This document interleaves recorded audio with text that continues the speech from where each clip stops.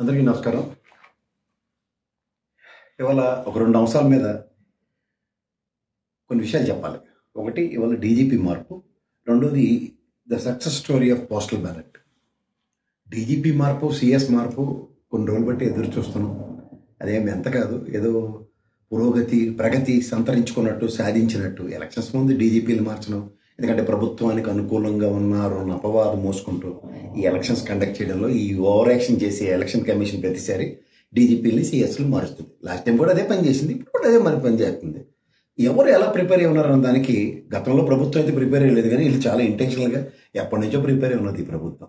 ఇది గమనించుకోగలిగితే డీజీపీ మార్పుతో వచ్చే ఉపద్రవం అసలు యాక్చువల్గా ఇంక చెప్పాలంటే ఇంకా కాస్త శబ్దంగా ఉన్న డీజీపీ కింద చెప్పాలి కంపేర్ టు ఎవరీవన్.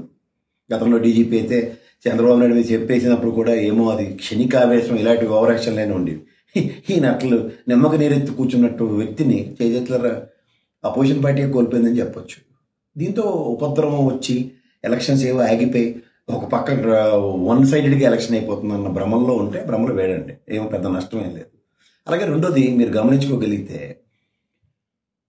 ఇవాళ జరిగిన పోస్టల్ బ్యాలెట్లో దగ్గర 45% పైచిలకే వైఎస్ఆర్సీపీకి అడ్వాంటేజ్గా ఉంది. ఎందుకు అంటే ఈ రెండు మేనిఫెస్టోల ప్రభావం ఉద్యోగస్తులకి దాని మీద పూర్తి అవగాహన ఉంటుంది, మనకెవరికి ఉన్నా లేకపోయినా. ఎందుకంటే రాష్ట్ర ఖజానా నుంచి ఎంత ఖర్చు చేయబడుతుంది ఈ సంక్షేమాలకు కానీ దేనికైనా. ఇప్పుడు ఇదే ప్రభుత్వం 70,000 కోట్లు ఖర్చు పెడితేనే కింద మీద పడిపోయి రెండవ విడతలో ఆర్బీఐ బాండ్ల వేలంలో వచ్చి దాంతో జీతాలు ఇస్తున్నారు, శ్రీలంక అయిపోయింది. ఇవన్నీ అపవాదులు మోస్తున్న తరుణంలో ఈ చంద్రబాబు నాయుడు గారి ప్రణాళిక దిగించి ఇచ్చిన మేనిఫెస్టోలో కనుక చూస్తే అది 1,65,000 కోట్లు చాలా ఖర్చు చేయవలసి ఉంటుంది. దీనికే ఎంత సతమతమవుతో వాళ్ళ సరెండరింగ్స్ కానీ పోలీస్ వ్యవస్థలో పనిచేస్తున్న సోదరులకి సరెండరింగ్స్ అంటారు, అవి ఈ సంవత్సరంలో మే జూన్లో జరిగేది ఇప్పటిదాకా అవ్వలేదు. అలాగే టీఏడిఏలు, ఎంప్లాయీస్కి రావాల్సిన బకాయిలు చాలా ఉన్నాయి. దానికే కష్టపడుతున్న ఈ ప్రభుత్వం ఈ సంక్షేమానికి పెద్దపీట వేస్తున్న అపోజిషన్ పార్టీ, అదే తెలుగుదేశం పార్టీ, ఎన్డీఏ కూటమి అంటున్నారు కదా.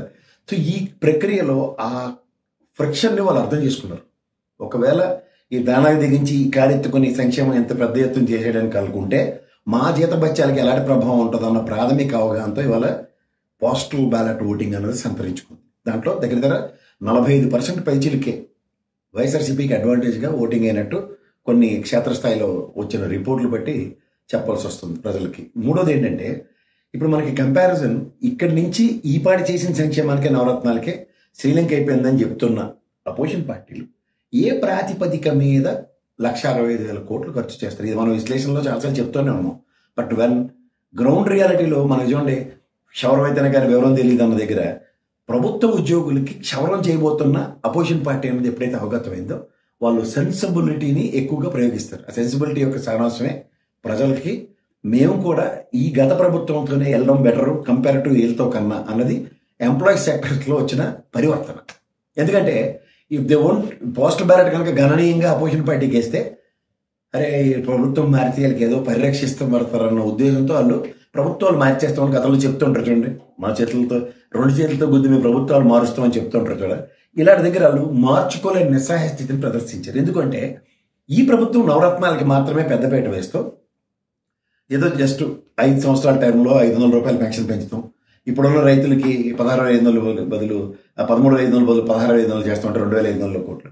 అలాగే ఆరోగ్యశ్రీ 2.5 లక్షల నుంచి 25 లక్షలు, లేకపోతే వీళ్ళతో పాటు ఎంప్లాయీస్లో టెంపరీ రోల్స్లో ఉన్న వాళ్ళందరినీ కూడా క్షేత్రస్థాయిలో వాళ్ళని తీసుకొచ్చి 25 లక్షల ఆరోగ్యశ్రీలో కానీ నవరత్నాల పథకాలకు ఎలిజిబిలిటీ ఇవ్వడంలో ఎంప్లాయీస్ పట్ల సీతకన్ను కాదు, కానీ మాతో ఉన్న పనిచేస్తున్న టెంపరీ రోల్స్లో ఉన్న ఎంప్లాయీస్కి కూడా ఈ ప్రభుత్వం కన్సర్న్ చూపిస్తుంది ఒకటి.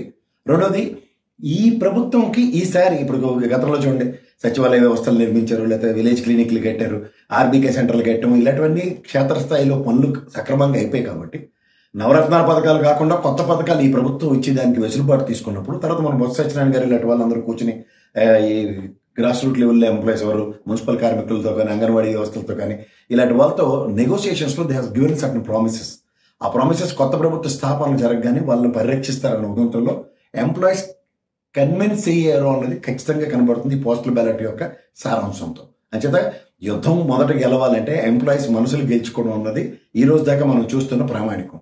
Postal ballots are always deciding factors for so many government changes అన్న దగ్గర ఈ ప్రభుత్వానికి అడ్వాంటేజ్ క్రియేట్ చేస్తూ ఈ పోస్టల్ బ్యాలెట్లు ఎవరు డీజీపీ మార్పు, రేపు సిఎస్ మార్పు, ఇన్వర్టబుల్ అన్న దగ్గర మార్పుకు సిద్ధపడి ఉన్న ఈ ప్రభుత్వం యొక్క ప్రక్రియ ఎలా ఉందో గమనించుకోగలిగితే ప్రజలకు అర్థం. ధన్యవాదాలు.